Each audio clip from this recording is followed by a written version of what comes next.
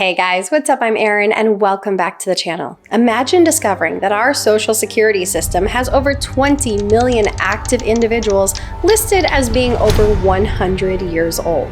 This surprising revelation has caused fierce debate and concerns of fraud and system inefficiencies, as Social Security itself is a financial lifeline for millions of Americans, including retirees, children, and individuals with disabilities. So, let's dive into these claims. Social Security plays a major role in funding our nation's retirees. 67% of seniors rely on Social Security for more than half of their income. Around 40% solely rely on it to completely fund their retirement. And 88% use it to cover routine monthly expenses. This illustrates Social Security's central role in the finances of our nation's retirees. And we have the huge looming concern that the Social Security trusts themselves are projected to run a shortfall by early 2030s. And as this shortfall gets nearer and nearer, the program itself and any potential solutions are under intense scrutiny. Programs should run efficiently, and the long-term sustainability of Social Security is vital for our nation's retirees. And lately, we've seen a lot of headlines from Elon Musk and the Department of Government Efficiency, DOGE, which has been scrutinizing several federal programs and has recently turned their attention to Social Security. One headline boldly claimed that Elon Musk is coming for your Social Security. Musk's aim is to identify program inefficiencies and ensure their sustainability long term. But the way this information is being presented to the public and the headlines that are coming out of it are sparking fierce debate on both sides of the aisle. There's crazy things like just cursory examination of Social Security, and we've got people in there that are 150 years old. Now, do you know anyone who's 150? I don't. Okay. They should be on the Guinness Book of World Records. They're missing out. That's a case where, I think they're probably dead. It's my guess. Or they should be very famous, one of the two. And then there's a whole bunch of Social Security payments where there's no identifying information. Well, why is there no identifying information? Obviously, we want to make sure that people who deserve to receive Social Security do receive it, and that they receive it quickly and accurately. In a recent press conference and through comments made on the social media platform X, Elon Musk has asserted that he's found the biggest fraud in history by uncovering over 20 million active individuals on the Social Security database over 100 years old. He posted a table on X showing millions of people listed as over even 150 or even 200 years old. And I think when anyone sees this table and how that information has been presented to us, the natural reaction is, oh my goodness, how is this not being caught? Consider that according to the latest U.S. Census data, approximately 101,000 individuals in the U.S. are over 100 years old. For those 110 years or older, that number drops drastically to roughly 70 individuals. And while it wasn't blatantly stated, there was an implication, and this implication has led to a lot of these controversial headlines. And the implication is that because these 20 million active people over 100 years old are listed on the Social Security database, that they are actively receiving Social Security payments. And if that's the case, that has to stop immediately, because that would be fraud, that would be an inefficiency. But we have to dig a little deeper. And as we dig, we find out that just because someone is listed as active in the Social Security database or they're not listed as deceased, it doesn't mean that they're receiving Social Security payments. Let's talk about big picture numbers. Each month, approximately 69 million Americans receive Social Security payments. Of these, an estimated 60 million are age 62 and older. And let's keep in mind that the overwhelming majority of Americans qualify for Social Security benefits at retirement age. It's roughly 92% of Americans who are age 65 and older collect Social Security benefits. And Social Security benefits don't simply go to retirees, they also go to individuals with disabilities as well as children. So while the vast majority of recipients of Social Security benefits are retirees, it's not all of them. I think it's worth considering that number, that 69 million Americans are receiving Social Security payments. And then contrast that with the implication that there could be 29 million payments erroneously going out. That would represent nearly 30% of all payments. That should cause a moment of pause. Let's discuss the potential erroneous payments by the Social Security Administration, because SSA payments have been scrutinized before. In 2024, the Office of the Inspector General examined Social Security payments from the past decade and released a report titled Preventing, Detecting, and Recovering Improper Payments. Now, this report identified that from 2015 to 2022, the Social Security Administration issued roughly $8.6 trillion in benefit payments. Of these benefit payments, roughly $71.8 billion were determined to be improper, so about 0.84% of all payments. And while an improper payment could be an underpayment or an overpayment, the vast majority of improper payments were determined to be overpayments. The report further goes on to say that the number of annual improper payments totals roughly $9 billion, and the vast majority of them go unrecovered. In fact, it's roughly 17.56% of overpayments that end up being recovered by the Social Security Administration.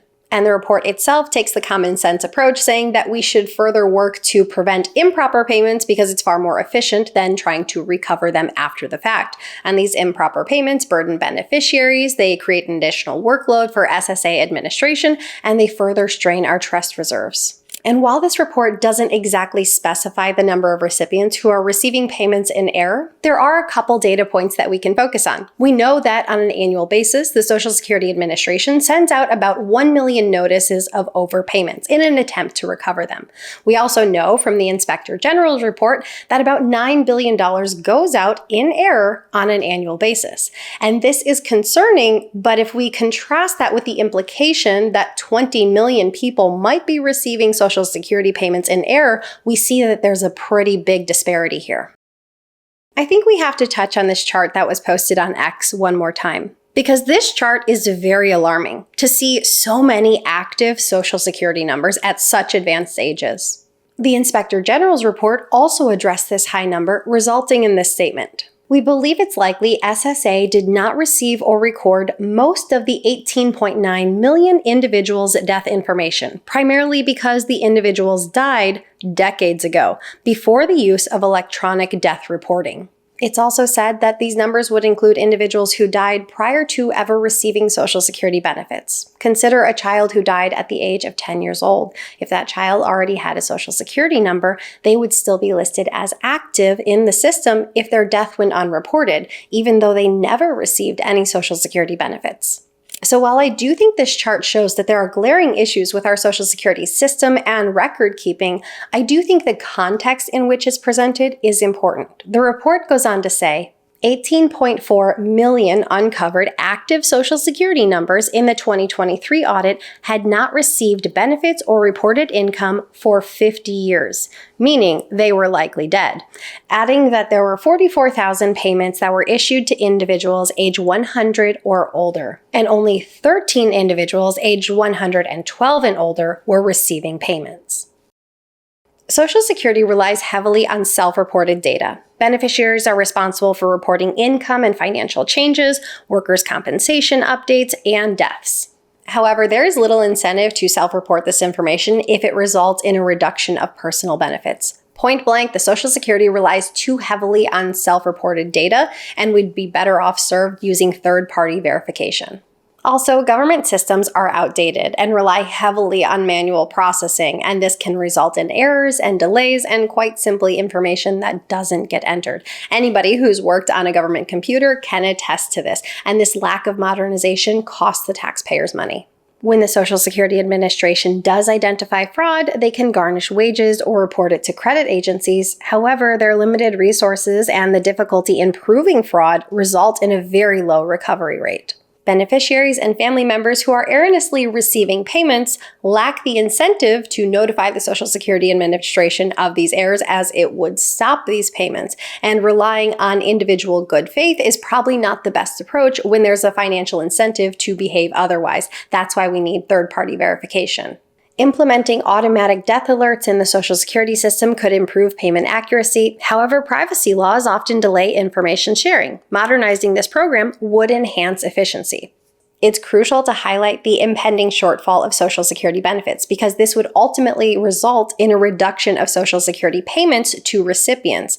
And focusing on fixing this results in long-term sustainability of the program. And focusing on finding efficiencies can go a long way to ensuring that this program remains solvent. Elon Musk highlighting errors in the Social Security Administration's data accuracy and system efficiency could be really beneficial in the long term, aiming to improve beneficiary records and ensure proper payments. Updating an outdated system is necessary, but it's also important that this information gets presented to the public in an accurate manner and in full context. All the retirement paperwork is manual on paper. It's manually calculated, then written down on a piece of paper.